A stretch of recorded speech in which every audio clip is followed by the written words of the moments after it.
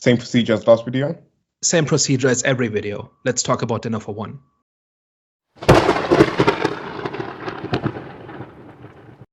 Hello, everyone. Welcome back to the Eye of the Storm podcast. Daniel, do you want to let the people know what we're doing today? So this is Have You Seen, in which we talk about a movie or show that some of us know well and others have just seen for the first time. This week, in anticipation of New Year's, we're talking about Dinner for One, which is a 1960s comedy sketch that is a staple on German television. It's a tradition to watch it during New Year's Eve. So the basic idea is that it's a sketch in which it is Miss Sophie's 90th birthday, and she has invited her 4 closest friends for a formal dinner. The complication is that they all died years ago, and so there are 4 empty chairs. And every time she raises a toast, her butler James has to drink for each of the 4 guests. And with every course and each round of drinking, he gets increasingly inebriated and increasingly struggles to serve the next course. The reason we're bringing this up is that this is a British comedy sketch from the 1920s that in the 60s was recorded and then aired on German television, where it became a major hit, and it has since been aired, I think, hundreds of times. And it is one of the big cherished traditions. And even if you don't particularly care for the actual sketch itself, everybody in Germany knows it. Everybody can quote it, and everybody knows what same procedure as every year means, and so on. And so the catchphrases from the sketch are pretty much known to everybody. And it's also popular in other European countries, but not in the UK, right? So it's completely unknown in its country of origin. And since I've got you here, I wanted to show you this and get your reaction, having seen it for the first time. What did you think of Dinner for One? What the hell was going on? I was so confused as to what I was watching in this little sketch. I'll be so real. I didn't see the humor in it until the very end, actually. Kind of like same procedure as last year when he was like taking her up to bed. Was funny. I did find that part funny, but I don't know, like him tripping over the lion's head like 600 times. I was a bit like, it's a bit stupid. Him kind of like getting more and more drunk and like, you know, acting whatever. I don't know. It just didn't hit for me. And yeah, I need to understand how this became a tradition, like who watched this and how this became so popular across Europe to watch this on New Year's Eve, because I'm so confused. So notably, it gets aired in its English language original with no subtitles. So people have been, like, even if people aren't fluent in English, they're still watching this in English and they only know it in English. But I think there's enough repetition, and I think the dialogue is simple enough that even if you don't really, like, if your English isn't that great, you can still pick up on what's going on. So that is like one of the little anomalies here, that it's a 10-minute comedy sketch and it's in English and it's only popular in non-English speaking countries. But everybody watches it in the original. So there's no dubbing, there's no subtitles. And, you know, like if you ask people in Germany, like, well, why is this so popular? They say, oh, this is like peak British humor, right? This is like this is just, you know, slapstick, farce, there's physical comedy, like the performances and the theatrics of it, like it feels very British when you're watching it. And now you saw it and you're saying, what is this? Like, I don't recognize this. Yeah. I mean, I will say as well is I didn't grow up in the 1960s, so maybe it's more sort of kind of like relevant for its time in like the UK in terms of like the comedy that was on there. But kind of historically, I don't think I've like ever been sort of too into English comedy. I know like another kind of like big thing is like the Monty Python and stuff like that.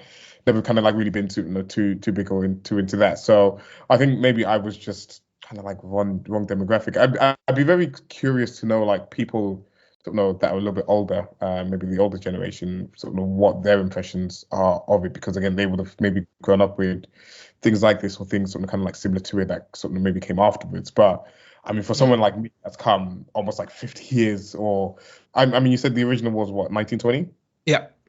And it aired in Germany in like 1960. So I'm like kind of like more than like 100 years or so, like, or like close to 100 years kind of like removed from it. So yeah, for me, it's completely like foreign to sort of anything that I would even consider British comedy. To be fair, actually, there was who was that guy that was like super animated? He was like the stand-up comedian. He's like super animated, sweated a lot, sort of a lot of like kind of a lot of physical like face pulling and stuff like that. What's his name Yeah. again? Oh, I'm gonna forget his name. That's so annoying. Oh, he's like a really Like great. Monty Python has a bunch of physical comedy in it, like the silly walks. And I just like growing up, I watched a show called Some Mothers to Heaven, which is, I don't even remember the exact premise, but it was basically one guy getting into one accident after the other. And then as the episode went on, they got increasingly elaborate. And Mr. Bean is very physical. Oh, Mr. Bean. Right. Okay, Mr. Bean. So I Yeah. think there's a school of British comedy that is very physical, and James, stumbling over the tiger fur and finding it increasingly difficult to hit the glasses when he's refilling when he's filling the drinks, and then he misses, and then he takes up the plate and pours it into the cup, and then in the very end he drinks out of the flower vase, right? And he says something like, "I'm gonna kill that cat," saying this tastes like cat piss, right? So like this physicality of it and this kind of elevated crudeness, that is something that I associate with British humor, right? Obviously there's different types of British humor as well, but like the whole physicality of it and the kind of silliness that takes itself very serious. I think that is something that like I associate with British humor. Yeah, no, like when she's like start to reel off a few of the examples, and I think Mr. Bean's like one for my generation, anyways, one of like the most like kind of famous ones of it. Like, it's kind of peak British humor, but I still don't understand how this becomes tradition though. I can understand maybe like seeing it and like maybe experiencing a different culture and like appreciating it maybe like once, but for it to, I read somewhere that like someone was, because I was trying to understand it. So like I read something and someone was saying that they were at a party on New Year's Eve and everything stopped to watch the sketch. And I'm like, in Germany or somewhere else? It was in Germany. Like they were in Germany at this New Year's Eve party, and they said that everything had to stop so that they could put this on. Yeah, that checks out.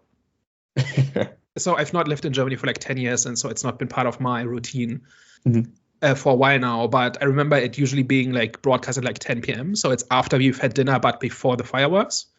So that's kind of when there's a natural low in the evening a little bit. And so taking 15 minutes to watch this thing that's kind of nostalgic and kind of comfortable. Like imagine having seen this your entire life once a year, but only once a year. It's not like people watch this, like rewatch this frequently, right? You only do this. There's like a seasonal thing, right? So yeah, so I think there's a nostalgia is a massive part of this. That it's like it's not too challenging, it's not too complex, it's inoffensive to most people, and then the nostalgia kicks in, and it's also over quickly, right? This is not a 2-hour movie. This is a 10-minute comedy sketch, right?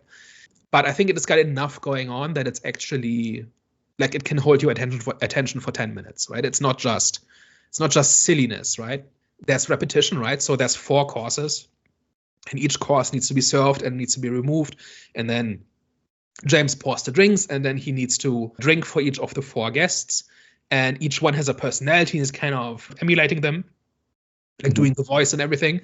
That gets increasingly difficult as he gets increasingly drunk.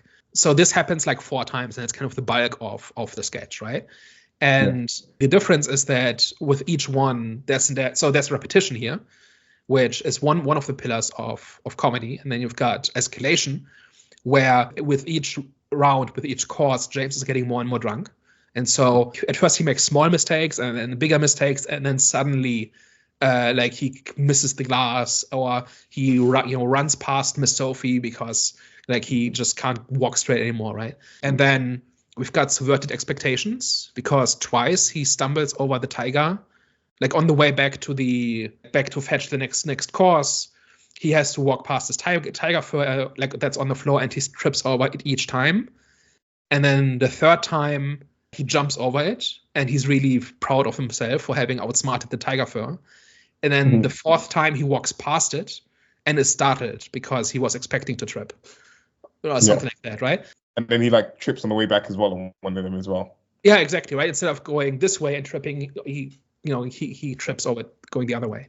So like you've got subverted expectations here. You've set up a routine that the audience expects, and then you subvert it by something that's funnier. Right, so that's one of the Like one of the types of comedy here. And then we've got what else have we got? We've got slapstick, right? Like the physicality of pouring the drinks and serving the plates and everything. Like that gets increasingly cartoonish as time goes on, and then it ends on a sex joke. So there's a little bit for everybody, right? Like it's kind of speed running the different kinds of comedy in this, and in this 10 minutes, right? So if you don't like one of the gags, you like one of the others probably. And then there's also like a plot going on here, right? Because they don't tell you outright what's going on, right? You kind of infer what's going on from the dialogue, right? You like this whole thing that this dinner has been probably going on for 50 years, and as time goes on, the friends have passed away. Now only Miss Sophie is left, and there's a certain tragedy to that. And you can infer that James has been with her for a long time, and he's seen her kind of age and lose her friends, and so that is why he tries so hard to take their place, and so on, right? So like these things are not outright said. They are kind of revealed through dialogue and through implication. Yeah, and they do feel sincere. They do feel like kind of genuine, because again, like by the time you start to like understand, and it starts to like kind of set in actually sort of kind of like what's going on here, you kind of like feel. I know it's a comedy, but you kind of like feel the empathy, and it kind of like makes you reflect a little bit about sort of kind of age and like how time kind of goes on and this, that, and the other, and like maybe being like the last of like your friends kind of like survive. So there is like kind of like some of the kind of like morbid type of like element to it, as well as like kind of like the comedy. So on that level, I do appreciate it that there's pathos to it, right? Like the silly comedy sketch has pathos to it, because we can. Maybe we haven't had this experience ourselves, but we can imagine what it's like to be the last one remaining after you've lost all your friends, and that the silly, pointless routine. Like, why doesn't she just have dinner, right? Why is this whole song and dance about James impersonating the friends? And it's because this means something to her. This is maybe her only. She may look forward to this all year, right? And none of this is stated, but it's all implied, and it's in the mannerisms, and it's in the dialogue. And I think just on a writing standpoint, like this is a masterclass because of how much it says with increasingly few words. And this is like 5p resolution, right? Like this isn't like the actors have to sell this in like 60s television like resolution, right? There can't be any detail to it. It has to all be very large, and has to be very clear. So I actually think this silly comedy sketch from 100 years ago is actually a masterpiece in some ways, right? People say you can't analyze humor, but actually, yes, I think you can see the techniques that are used here. And you can see how it kind of hooks the audience in, and how it kind of guides people along this journey and tells this story. And it does so in 10 minutes with no exposition, no nothing, just pure performance. Yeah. And manages to be funny at the same time. Subjectively. Well, yeah, but it's subjective. Yeah. But a lot of people find it funny, right? And across culture, like it's not like you had to have been a child in the 60s seeing it like then, and that's when you're nostalgic for it. Like this has captured the imaginations of generations since then, right? Yeah. No, agreed. I mean, yeah. No, go on. And actually, like in the 90s, there was an attempt to colorize the video, and there were riots in the street. They only showed it once and went back to the original version because people rejected it violently. Like it's like people want like this version, and I think it's kind of slipped a little bit in popularity in recent years, but it's just a staple, right? And there's no like I think there were attempts to dub it as well, and that didn't go well either. Like people want it in that version. Yeah, I mean, I think if something's become kind of like tradition and nostalgic, you kind of want it in the same way every single time. I don't think you want that It's nostalgic for a reason. There's no need to improve. There's no need to improve. There's no need to change something of what's come before, because people have become accustomed to how it was. But at the same time, people have made adaptations and spoof versions of this. So you can find a version of this in every German dialect, like also the really obscure ones, the ones that like 3 people speak, right? Wow. And I think that's because there's dialogue, but like you can get the sense. First of all, you can get the sense of it without understanding the language, right? So if this is a dialect you're not familiar with, you'll still get the basic gist of it. But also people have this connection with it that they want to make their own version of it. And then like people who don't speak that dialect can still enjoy it. And I saw like a version where 2 German comedians were playing Miss Sophie and James, and the 4 guests were dead German comedians from like the last 50 years or like 70 years. And whenever the butler made the voices, it was like an impersonation of those famous comedians that had obviously very distinctive ways of speaking, and it kind of satirized how they spoke and how like their brand of comedy and stuff like that, right? So this is like infinitely malleable as well. You can make your own version of this and just applying it to a different context as well. Yeah. And I think that's kind of like the beauty of the story, is that, you know, people can kind of see themselves in sort of Miss Sophie. Again, you know, you mentioned about like obviously the comedians in terms of like the people that had like come before and like, you know, even paved the way for them to become comedians. But, you know, in any kind of like walk of life or any kind of like field, you can kind of have that same sort of kind of semblance for, you know, that longing for people or like whatever like that have like maybe like made a big impact in your life, and like kind of like a very respectful and sort of kind of great way to kind of pay homage actually, which is nice. And actually as well in this, I don't see it, but I obviously I can understand how certain aspects of this can become sort of, you know, quite popular, especially the, you know, same procedure as last year, same as every year. It's like you kind of like find little aspects of like whatever, and you just kind of like, I can imagine like saying that with a friend and like that, or like making jokes of like school playground, or like it has become an idiom in Germany. People say this. Oh, okay, yeah.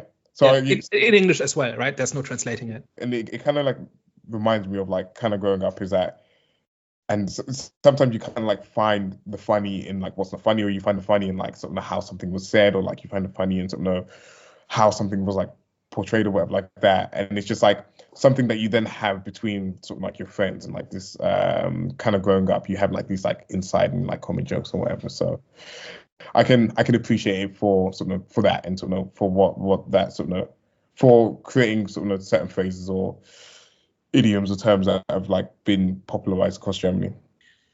You'll be glad to hear that there's a prequel miniseries in development.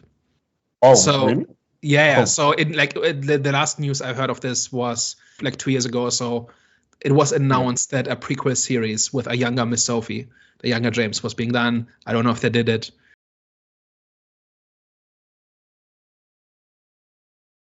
Just wanted to mention that because it's funny. I feel like that would take away from a little bit of the mystique and a little bit of mystery of like some of the people that were previous dinner guests that I've got a Star Wars comparison if you want. Go for it. So like it wouldn't be a complete video without a Star Wars comparison. This is like the Clone Wars, where all you need to know about the Clone Wars is said in that scene where Obi-Wan talks to Luke about Anakin, right? About how they used to be friends and they fought together in the Clone Wars. And that was when the Empire took over and stuff like that, right? We learn a lot about what the galaxy in Star Wars is like, and what the history is like, and what the history of these characters is like from that short dialogue, which is just a guy in a bathrobe sitting on a rock talking about his old friend. And then when we actually see the Clone Wars, it's not more interesting than that, right? Like we already heard what we needed to know. So I think this is just a cash grab, right?